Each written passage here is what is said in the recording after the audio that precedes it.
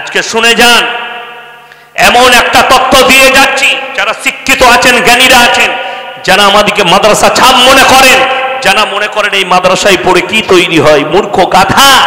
তুমি যে শিক্ষিত, আমি নয়, মিডিয়ারা বলেছে, ইউটিউব আর ফেসবুক খুলে Aaj Tak Bangla channel, ABP news, Zee TV Bangla, যতগুলো নিউজ আছে খুলে দেখুন। আজ থেকে 4 থেকে 5 মাস আগে কলকাতায় যাদবপুর বিশ্ববিদ্যালয়, পশ্চিম বাংলার 1 নম্বর বিশ্ববিদ্যালয়, ঠিক কিনা কথা বলেন, সেই ক্যাম্পাসে, যাদবপুরের ক্যাম্পাসে যেখানে হোস্টেল আছে, একটা ছেলে আত্মহত্যা করেছে। কেন? ডিপ্রেশনে গিয়ে তাকে র্যাগিং করা হয়েছে। দিনাজপুরের একটা মাদ্রাসা, দুটো দিনাজপুর, উত্তর আর দক্ষিণ দিনাজপুরের একটা মাদ্রাসার তালবিলিম বার করো যে তাকে তার থেকে বড় সিনিয়র ছাত্ররা তার র্যাগিং করেছে, এরকম প্রমাণ আছে আপনাদের কাছে? নেই। বড় কষ্টের বিষয়, আমি যখন গুজরাটে পড়তে যাই, গোটা মাদ্রাসায় 1,500 ছাত্র ছিল। কত বললাম? 1,500। আমরা 10 থেকে 12টা খালি বাচ্চা ছেলে ছিলাম। আমার তখন বয়স খুব জোর হলে 11 থেকে 11.5 বছর। আমি গুজরাটে পড়তে গেছি, সব থেকে বাচ্চা। আমি সাক্ষী দিচ্ছি, আমাকে এত সেফটি আমাদেরকে দিত। কোনো ছেলে যদি খাবারের সময় ঝগড়া হলে আমাদেরকে উঠিয়ে দিত, তো তাদেরকে দারুণভাবে মারত। ये बच्चा है, तुम देखते नहीं हो, তাদেরকে নসিহত করা হতো, अपने तुम लोग से जो जूनियर है इनके साथ अच्छा बर्ताव करना, मोहब्बत करना, ये तुम्हारा भाई है। এটা মাদ্রাসায় শেখানো হয়। ধরা পড়ল, জবানবন্দি দিয়েছে একটা ছেলে, র্যাগিং করা হয়েছে। মিডিয়া ভাইরা ঢুকেছে গিয়ে, মিডিয়াওয়ালারা বলছে, শোনো সেখানে কি কি পাওয়া গেছে। যাদবপুরের হোস্টেলে এই বায়ানটা 6 মাস আগে ছেড়েছিল ইউটিউবে, আমার বায়ান এই হারামখোরের আওলাদরা উড়িয়ে দিয়েছে। বায়ানটা এই ইউটিউবাররা যদি কালকে ছাড়ে, এদের ফেসবুক থেকে এবং ইউটিউবটাকে সঙ্গে সঙ্গে এদের চ্যানেলকে বন্ধ করে দিবে। কেন? এটা তো তাদের শিক্ষায় আঘাত হানছে। বড় কষ্ট লাগে, দুঃখ লাগে। মিডিয়াওয়ালারা বলছে সেই হোস্টেল থেকে সাকসেস ট্যাবলেট পাওয়া গেছে, সেই হোস্টেল থেকে নিরোধ পাওয়া গেছে তাদের বাথরুম থেকে, সেই হোস্টেল থেকে মদের বোতল পাওয়া গেছে। আমরা বলিনি, সেখানকার প্রতিবেশী মেয়েরা বলছে এই হোস্টেলের ছেলেরা রাতের বেলায় মদ পান করতো আর লোকের বাড়ি দিয়ে মদের বোতলগুলো ছুড়তো। লোকের মেয়ের বিয়ে ঠিক হলে তারা সেখান থেকে ক্রিটিসাইজ করত, দিদি ও কাকিমা, মেয়েটার বিয়ে অন্য জায়গায় ঠিক করছেন, আমরা এতজন থাকতে আমাদের কাছে পাঠিয়ে দেন। জোরে বল নাউজুবিল্লাহ। একটা মাদ্রাসার জন্য দেখিয়ে দেন যে ক্রিটিসাইজ করেছে, একটা মাদ্রাসার জন্য দেখিয়ে দেন যে আপনার ঘরের মেয়েকে ছিঁড়েছে। না, আমার মুসলমান ভাই, আমাদেরকে যারা মাদ্রাসা ছাপ বলছেন তারা লক্ষ্য করুন এই পড়ার আঙিনায় কি হচ্ছে। আপনি দক্ষিণ দিনাজপুরের মানুষ, আপনার ছেলে বহরমপুর হোস্টেলে পড়ে, বর্তমানে রাজ কলেজে পড়ে, হোস্টেলে রেখেছেন। আপনার ছেলে কলকাতা যাদবপুরে থাকে, হোস্টেলে রেখেছেন। আপনার ছেলে ঠিক আছে তো? দুটো পাপে জড়াচ্ছে শিক্ষিত ছেলেরা। কটা পাপে বললাম? দুটো। এক হচ্ছে পরকীয়া, আর দ্বিতীয় নম্বর হচ্ছে সমকামী। সমকামী অনেক অশিক্ষিত মানুষ বুঝে না। আমাদের যারা চাষিবাসী আছেন তারা বুঝতে পারবেন না, খালি শিক্ষিত এবং উলামারা বুঝতে পারবেন। সমকামী মানে হচ্ছে পুরুষে পুরুষে বিবাহ, নারীতে নারীতে বিবাহ, যেটা ভারতের সুপ্রিম কোর্ট রায় দিয়েছে যে সমকামীরা আমাদের দেশে বাস করতে পারে, অসুবিধা নেই। এতে শুধু মুসলিম সমাজ ব্যবস্থা নয়, ভারতের গোটা সমাজ ব্যবস্থা ভেঙে পড়েছে। আপনারা মনে করছেন আমি দিনাজপুরে নামাজ পড়ি, শুয়ে আছি, আমি 5 ওয়াক্তের নামাজি, আমার ছেলে কলেজে পড়ে মানে আমার ছেলে ভদ্র? বড় কষ্টের বিষয়। আপনার ছেলের প্রতি আপনি নজর রাখুন, ছেলে নামাজ পড়ে কিনা, ছেলে দিনের উপরে প্রতিষ্ঠিত কিনা। ডাক্তার হয়ে যাক, মাস্টার হোক, প্রফেসর হোক, ইঞ্জিনিয়ার হোক, ইসলামে এত কোনো নিষেধাজ্ঞা নাই। কিন্তু আল্লাহর কসম করে বলছি, ছেলেটা ডাক্তার তো হলো, মাস্টার তো হলো, প্রফেসর তো হলো, তার মধ্যে যদি দিন না থাকে, আল্লাহর কসম আমার আল্লাহর কাছে কোনো মূল্য নাই। একটা জীবজন্তু জানোয়ারের ন্যায় আমার আল্লাহর কাছে। এটা যদি কারো গায়ে লেগে থাকে, পাপের বেটা হলে স্টেজে আসুন, স্টেজে এসে বলুন আপনি ভুল বললেন, আমি তোমাকে কোরআন হাদিসের দলিল দিয়ে তোমার ঘাড়ে ধরে বুঝিয়ে দেবো। যতগুলো দক্ষিণ আর উত্তর দিনাজপুরে যতগুলো বৃদ্ধ বৃদ্ধাশ্রম আছে খুলে দেখেলেন। 3 সপ্তাহ আগেকার খবর, একজন বৃদ্ধা মা, যদিও তিনি অমুসলিম হিন্দু ভাইদের ঘরের, তিনি চিঠি লিখেছেন তার সন্তানকে। চিঠিটা ভাইরাল হয়েছে ফেসবুক আর ইউটিউবে। তিনি চিঠিটা লিখেছেন, হে আমার বাপ, হে আমার সন্তান, তুমি ছেলেকে শিক্ষা দাও আর না দাও, আদর্শটা অবশ্যই দিবে। আমি আমার ছেলেকে শিক্ষা দিয়েছিলাম, আদর্শটা না দেওয়ার কারণে আজকে আমাকে বৃদ্ধাশ্রমে থাকতে হচ্ছে। তোমাকেও একদিন বৃদ্ধাশ্রমে যেতে হবে যদি তোমার ছেলেকে শুধু শিক্ষা দাও, আদর্শ না দাও। আজকে যতগুলো পশ্চিমবাংলায় নয়, ভারতবর্ষে যতগুলো বৃদ্ধাশ্রম আছে, ডাক্তারের মা পাবেন, মাস্টারের মা পাবেন, প্রফেসরের মা পাবেন, ইঞ্জিনিয়ারের মা পাবেন, আইপিএস এর মা পাবেন, উকিলের মা পাবেন। অথচ তারা মনে করে যে আমাদের থেকে ভালো লোক কেউ নেই। এদের জন্য কোরআন বলছে বালহুম আদাল, এরা চতুষ্পদ জন্তুর থেকেও খারাপ। আজকের ঘটনা নয়, আজ থেকে 10 বছর আগেকার ঘটনা। মালদা জেলা, খালি কতগুলো তথ্য দিচ্ছি, খুললেই পাবেন, মোবাইল খুললে। মালদায় হাই স্কুলের টিচার, কে? স্বামী স্ত্রী দুজনই হাই স্কুলের টিচার। নিজের মাকে মাস্টার মহাশয় শুকনো খাবার দিয়ে হারামখোর স্বামী স্ত্রী দীঘা বেড়াতে গেছে 3 দিনকার জন্য। শুকনো খাবার দিয়ে, শুকনো মুড়ি পুড়ি বিস্কুট খেয়ে নিবি তুই, আমরা ঘুরে আসি। আর বাইরে থেকে তালা মেরে, ভেতরে পায়খানা বাথরুম আছে। যখন খবর পায় প্রশাসন, মালদার প্রশাসন গিয়ে তালা ভাঙে, স্বামী স্ত্রীকে অ্যারেস্ট করে। এরা তো অ্যারেস্ট করেছে, এদের নামে কেস দেওয়ার আগে এদিকে সাসপেন্ড করা দরকার। এদের দ্বারা কখনো ছাত্র তৈরি হবে না, গরু আর গাধা তৈরি। এটা বাস্তব কথা বলছি। এটা শুধু নয়, মালদা ডিস্ট্রিক্টের নয়, এটা কলকাতার কথা বলছি। ধর্মতলায় সন্ধ্যেবেলায় একজন মাস্টার বিবির জ্বলনে নিজের মাকে এসে বলেছে তুই এখানে বস, আমি আসছি বলে ফেলে দিয়ে পালিয়ে গেছে।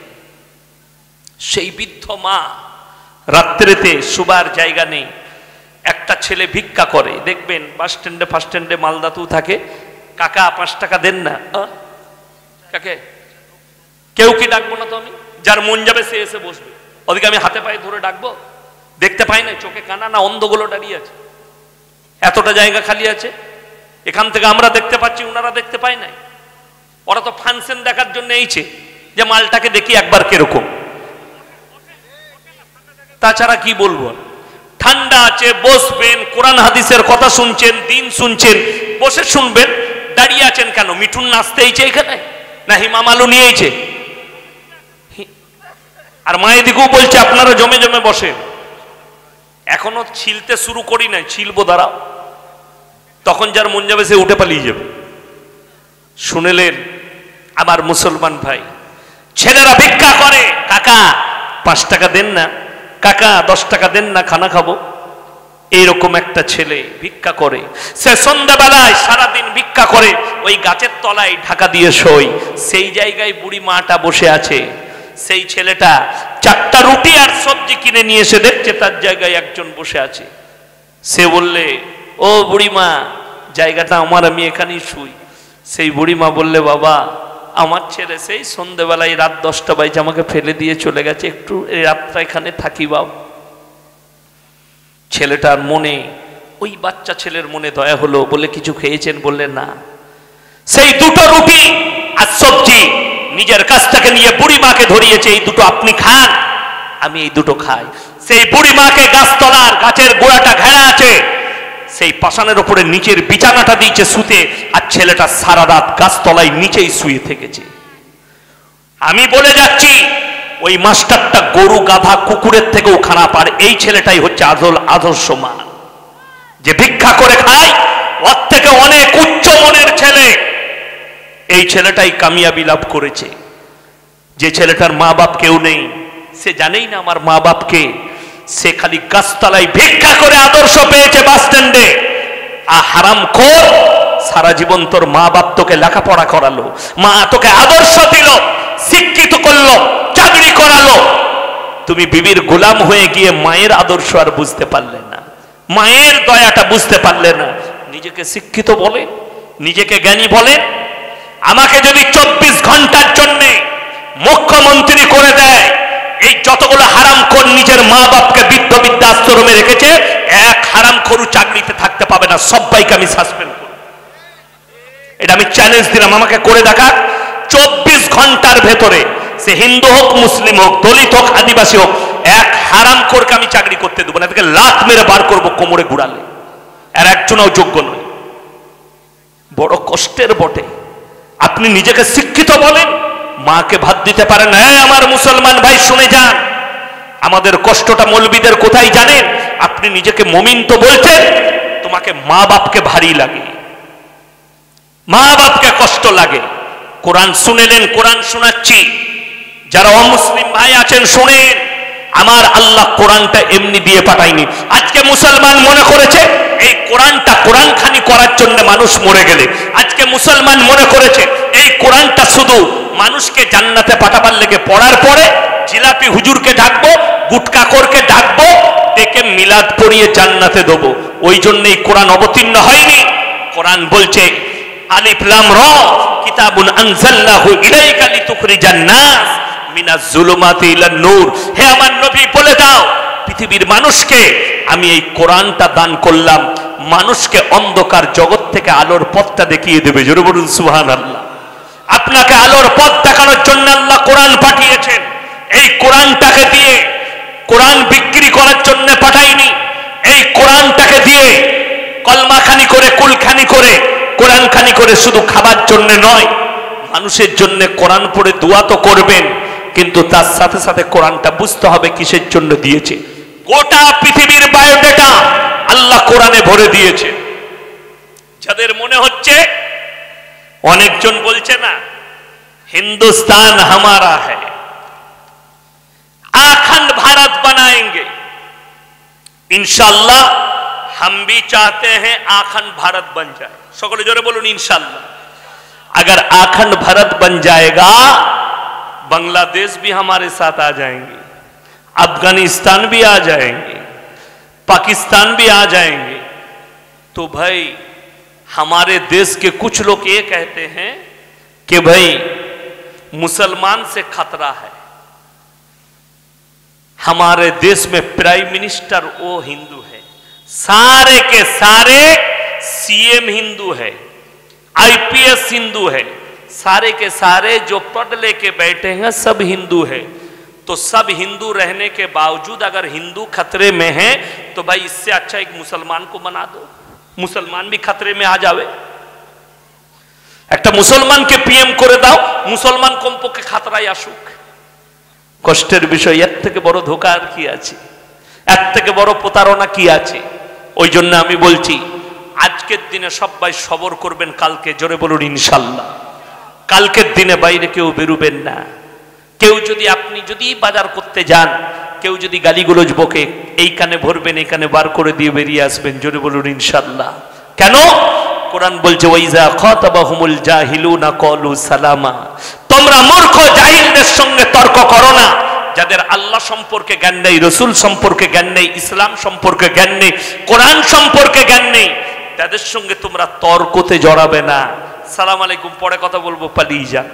আমি অনেক দিন আগে, লকডাউনের 2-3 বছর আগে গুজরাটের সুরাটে জলসা করেছিলাম।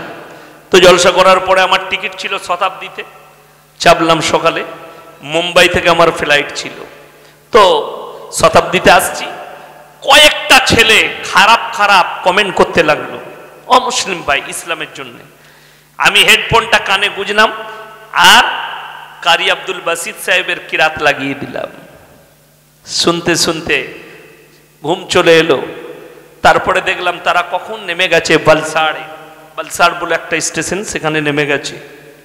তো আমি যখন ঘুমটা ভাঙলো, সামনে একজন ভদ্র মহিলা বসেছিলেন, বয়স্ক, সে বললে স্যার আপ বহুত মহান হ্যাঁ। আমি বললাম क्यों? बोले आपने इतना जबरदस्त सबर किया, हमने अल्लाह ने हमको सबर करने के लिए बताया और सबर का फल जो है मिठाई होता है। क्योंकि यहां पर ये घर हमारा नहीं है, ये तो ट्रेन है। अगर हमारे गांव में आके बोलते तो इनको कसाई खाना में बिस्मिल्लाह अल्लाह अकबर कर देते, क्योंकि वो हमारा गांव है, लेकिन ये इसका जगह है। तो बोलने दो, निजेर জায়গায় কুকুর রাজা হয়, আমার জায়গায় এসে দেখা। নিজের জায়গায় কুকুর রাজা জানে, দেখবেন যখন কোনো গ্রামে বিয়ে হয়, হয় না হয় না, তো এই পাড়ায় যখন বিয়ে হয় তো এই পাড়ায় খানা হয়, হাড্ডিরা ফেলে, যদি ওই পাড়ার কুকুর চলে আসে, এলি কেন ভাই তোর পাড়ায় আমি যাই না, তো ওই পাড়ার কুকুর ন্যাজ গুটিয়ে পালিয়ে যায়, ওরা খাচ্ছে খা। তো তুমি নিজের জায়গায় কুকুর রাজা। আমার গ্রামে এসে বল, আমার 5000 বসতির গ্রাম, তোকে কসাইখানায় ভরে দিয়ে কাবাব বানিয়ে দেবো। নিজের জায়গায় রাজা বানিয়ে না। গালি দিল, গোলস দিল, রসুলকে গাল দিচ্ছে, আল্লাহকে গাল দিচ্ছে, কোরআনকে গাল দিচ্ছে। আমি মন থেকে কষ্ট পেলাম, চোখের পানি পড়লো। আমি কোরআনের তেলাওয়াত শুনলাম, আল্লাহর কসম আল্লাহ আমার চোখ লাগিয়ে দিল কোরআন শুনতে শুনতে। এর থেকে বড় আর কি আছে? ওই জন্য আমি বলে যাচ্ছি, সবাই সবর করবেন, জোরে বলুন ইনশাআল্লাহ। ইউটিউবার ভাইরা যারা আছেন, এই ছোট্ট আমার কথাটা আজকে রাত্রি এডিট করে ছেড়ে দাও। গোটা বাংলার ভারতবর্ষের মুসলমানকে বলছি, তোমরা কালকে সবর করো, ধৈর্য ধারণ করো, সবরের ফল মিঠা হবে। আল্লাহ কোরআনে বলেছেন, মুমিনদের একটা গুণ হচ্ছে তারা যেন সবর করে, ওয়াবাশশিরিস সাবিরিন, যারা সবর করে আমি আল্লাহ তাদের সঙ্গে থাকি। আমরা সবর করব ইনশাআল্লাহ, এর বদলা আমাদেরকে আল্লাহ একদিন না একদিন দেবেই। যদি বলেন আপনি তো বলছেন কি করে বদলা পাবো, আল্লাহর নবীর হাদিস, হে আমার সাহাবীরা শোনো, পৃথিবীতে এমন একটা দিন আসবে, গোটা পৃথিবীতে ইসলাম প্রতিষ্ঠিত হবে। জোরে বলুন সুবহানাল্লাহ।